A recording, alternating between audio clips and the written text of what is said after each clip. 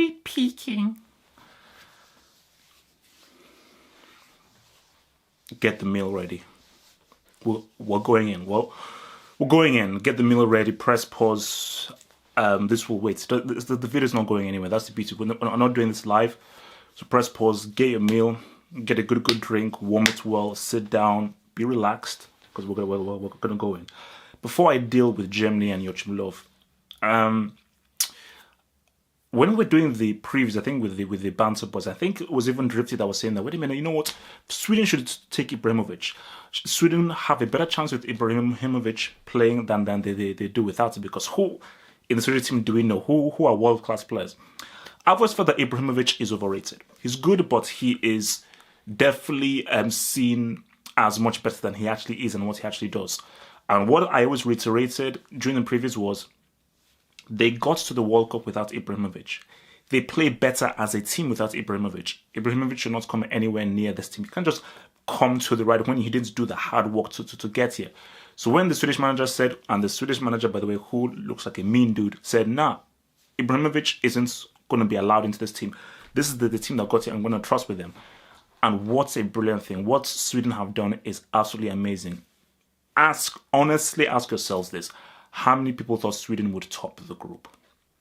How many people thought Sweden would even make it out of the group? Most guys said Mexico, Germany, based on Mexico's previous things of where I think last 7 World Cups, they've made it to the next round, and the defending champions, yeah, Mexico, Germany.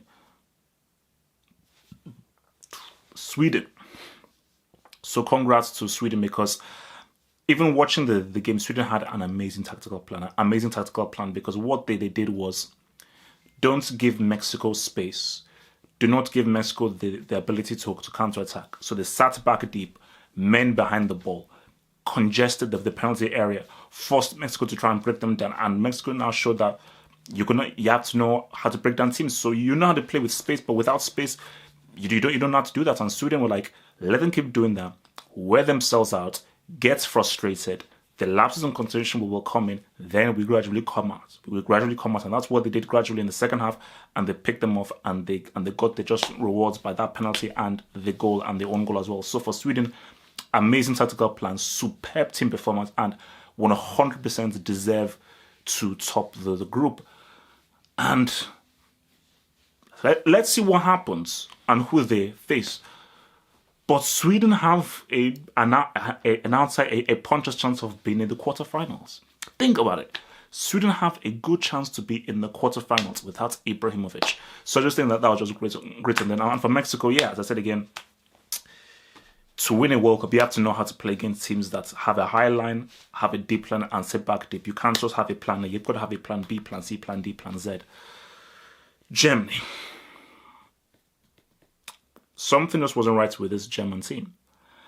And even commenting on the game when I was doing my live feed, the Germany I've known that began with Klinsmann, with Joachim Löw as the second, and Löw carrying on, is a team that moved the ball around the world. They moved it quickly, incisive passes, pass and move through the middle. They weren't second guessing. But this German team is sluggish. They don't have that sixth sense that they normally have. They're thinking too much when they have the ball. There isn't a swagger and a flow about them, and it's as if it's a team that they don't know exactly what they're doing. They're just appearing. It doesn't look like a team that has been properly prepared strategically, and the buck must stop with the manager Joachim Löw, because for Joachim Löw, you have to prepare the team and give them an idea and a template. I didn't see how that template was properly executed. I didn't see what the tactics were and what the strategy was. Joshua Kimmich is young, and he showed his youth here. He's still a quality player, and he's still the best young, most versatile player in the world. But he showed his youth by horrible crossing and delivery.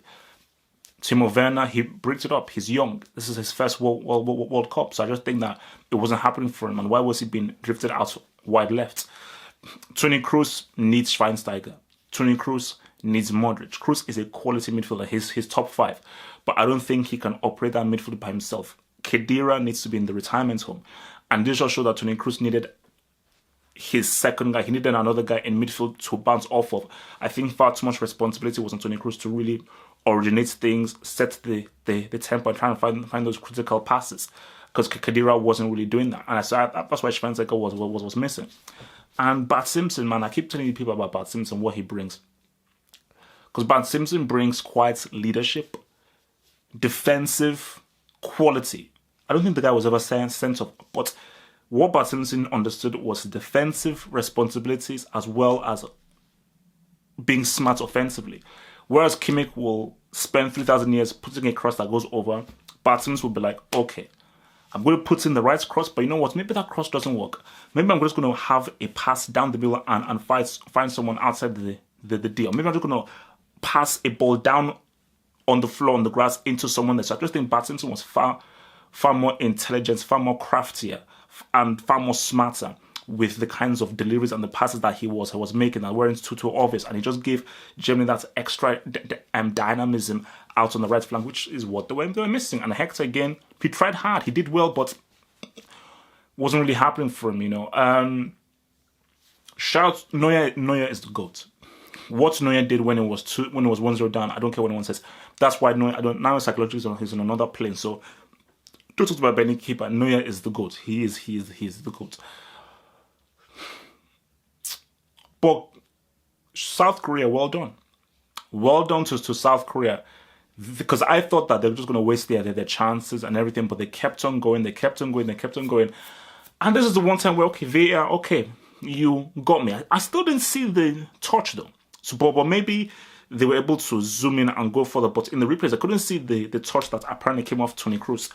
But again, you know, South Korea, they got those 2 goals. They deserve those 2 goals because I think once Germany brought on another striker and took off Hector and brought on another forward man, I believe it was Muller, they knew that, okay, we're going to give away a lot of space, and South Korea, they exploited them very well. So, well done to South Korea because they didn't go out like chumps. That's what the table reads. Sweden top, Mexico second, South Korea third, Germany bottom.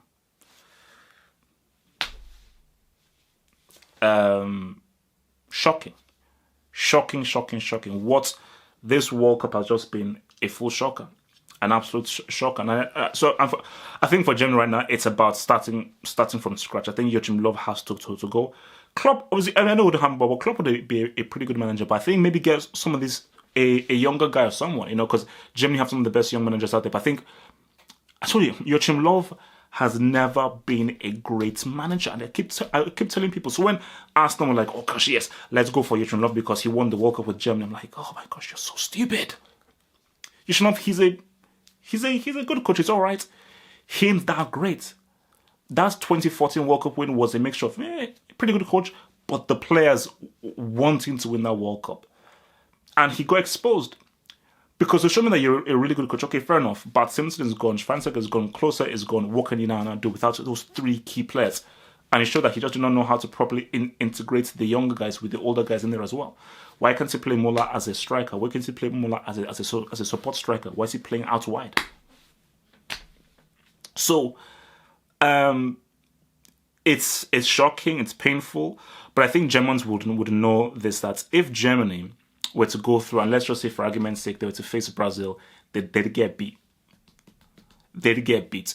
If they face Switzerland, they'll still probably get beat. So if they face Switzerland or even Serbia, because that German team is not on it, man. And let's just be real. Germany, they beat Sweden in the last minute. 95th minute, they beat Sweden in the 95th minute. So you want to now win the World Cup? So I think the reset button has to be done because there's still some great younger players there, but closer, your record looks like if it's going to stand for a bit longer because I'm not sure. Even if I still don't feel that Muller should take the brunt of the blame because Muller was played out of position. So I think it would be very wrong if Muller is now sort of excommunicated from the German side and then he's completely replaced. I think that would be stupid and that would be too rash. I just think a new manager has to come in, a new coach, new ideas that is fully in sync with the younger guys. because you have to refresh. 4 years is a long time. This is in the Champions League. 4 years is a long time. Okay, so that is almost half a decade. You have to be able to come in with some new ideas. If you don't, you'll get shown up just as they did. So, we live football, and no flipping excuses. Well done, South Korea. Well done, Sweden and Mexico. Few that you managed to go through. Thank you for watching this video. Think about pledging and become a Half of Football Hot patron. Pledge an amount each month and gain access to exclusive videos from your boy, the Football Hot, for more analysis. Peace.